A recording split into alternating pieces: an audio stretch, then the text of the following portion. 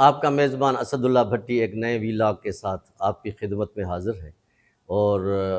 مجھے امید ہے کہ آپ ہمارا پروگرام میڈیا فوکس پہ ویلاگس دیکھتے ہوں گے، پروگرامس دیکھتے ہوں گے۔ آپ کو ہمارا یہ ویلاگ اگر پسند آ جائے تو ان کو سبسکرائب کیجیے گا، لائک بھی کیجیے گا، اور ہو سکے تو اپنے دوستوں میں شیئر بھی کیجیے گا۔ ناظرین، الحمدللہ ہم مسلمان ہیں، اور مسلمان کے گھر میں پیدا ہوئے ہیں، اور اللہ پاک نے ہمیں خاتم النبیین حضرت محمد پاک صلی اللہ علیہ وسلم کا ہم امتی ہیں، اور ہمارا کلمہ ہے لا الہ الا اللہ محمد رسول اللہ صلی اللہ علیہ وسلم۔ اور الحمدللہ ہم حج کرنے سعودی عرب جاتے ہیں، عمرہ کرنے بھی جاتے ہیں، وہاں حرمین شریفین ہیں، وہاں ہم کعبۃ اللہ شریف کی زیارت کرتے ہیں، نبی پاک صلی اللہ علیہ وسلم کے روضے مبارک پہ بھی صلاۃ پڑھتے ہیں، سلام عرض کرتے ہیں، تو ایک دلی سکون ملتا ہے۔ پورے دنیا میں ہم سارے مسلمان جب حج کا ایک بہت بڑا ایک روح پرور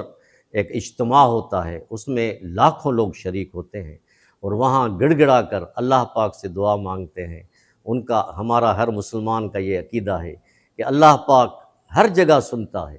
لیکن جو ان کے محبوب اور مقام ہیں، جو معتبر مقامات ہیں، وہاں پہ اللہ پاک ان کو مزید بھی سنتا ہے، کیونکہ وہ اللہ تعالیٰ قرآن پاک میں فرماتا ہے کہ میں آپ کے جو شہر گئے اس سے بھی نزدیک ہوں۔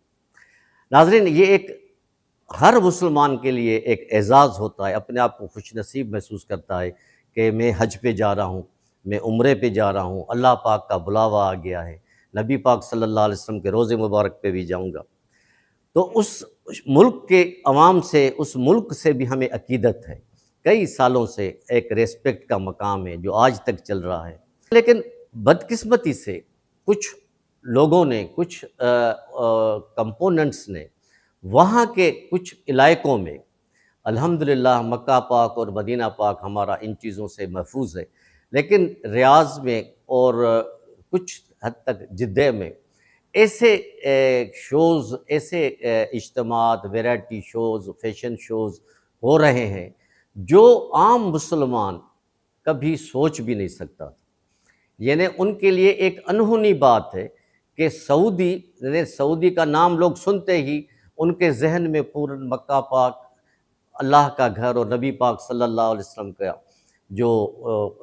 روضہ مبارک ہے وہ آ جاتا ہے۔ تو چاہے پھر وہ ریاض ہو، چاہے جدہ ہو، چاہے دمام ہو، کیا کون سے علاقے ہوں، لیکن وہ سعودی میں آتے ہیں۔ تو ایک اچھا اعتماد ہے، وہ بلائنڈ فیتھ ہے مسلمانوں کا۔ لیکن یہ کیا ہو رہا ہے؟ ہم کہاں جا رہے ہیں؟ ہم ان علاقوں میں جہاں عورت کا پردہ جو ہمارے شریعت میں بھی ہے، کئی باتیں ایسی ہیں جو میں زیادہ اگر اس پہ بات کروں گا تو بات بڑھ جائے گی، تو میں صرف مختصر یہ عرض کرنا چاہ رہا تھا اپنے اتھارٹیز کے ساتھ، یا اپنے ان لوگ دوستوں کو جو یہ کام کر رہے ہیں وہاں پہ، کہ ان کو کم از کم ایک تو اللہ کا خوف ہونا چاہیے، دوسرا ان مقدس مقامات کا احترام ہونا چاہیے کہ یہ کیا کیا جا رہا ہے، اس کے کیا اثرات پڑیں گے، اس میں یہودی نصارہ وہ کیا سوچیں گے۔ آج ہم اگر جدے تک پہنچ گئے ہیں کہ خدا نہ خواستہ اللہ معافی دے، اگر یہ چیزیں ہمارے مکہ پاک یا مدینہ پاک کے نزدیک ہو گئے، خدا نہ خواستہ، تو ہم کہاں جائیں گے؟ کس کو منہ دکھائیں گے قیامت کے دن؟ یہ ہم کیا کر رہے ہیں؟ یہ ہر مسلمان کے لیے ایک بہت ہی بڑی سوچنے کی بات ہے۔ مسلمان بہت کنفیوز ہو جاتے ہیں، جو دین کی سمجھ کچھ زیادہ نہیں رکھتے، یا جو دین پہ آنے کی کوشش کرتے ہیں، وہ تو یہ سوچنے پہ مجبور ہو رہے ہیں کہ یہاں صرف مکہ پاک اور مدینہ پاک بچا ہوا ہے، باقی تو وہاں پہ بھی ہر وہی چیز چل رہی ہے جو مختلف ملکوں میں چل رہی ہے، جو یورپ میں چل رہی ہے۔ تو ضرورت اس بات کی ہے ناظرین کہ ہم اپنے ہاتھ، کان، آنکھیں کھلی رکھیں، ہم دیکھیں کہ اگر وہ لوگ یہ کر رہے ہیں کہ ہم ان کو، نبی پاک صلی اللہ علیہ وسلم کی حدیث ہے کہ ایمان کے 3 طریقے ہیں۔ ایک، ہاتھ سے روکو، اگر آپ ہاتھ سے نہیں روک سکتے تو آپ ان کو